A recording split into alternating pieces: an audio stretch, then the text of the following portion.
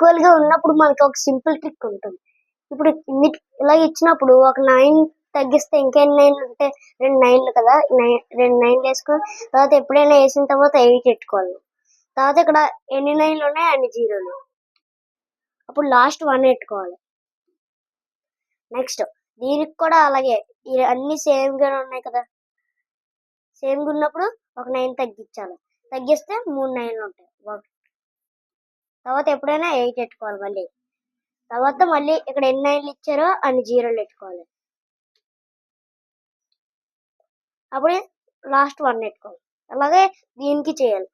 దీనికి కూడా ఈక్వల్ గా ఉన్నాయి కదా, ఈక్వల్ ఇచ్చినప్పుడు మళ్ళీ ఒక 9 తగ్గిస్తే ఇంకే 4 ఉంటాయి కదా, అప్పుడు 9 9 ఉంటే మిగిలిన 9 వేసుకోవాలి.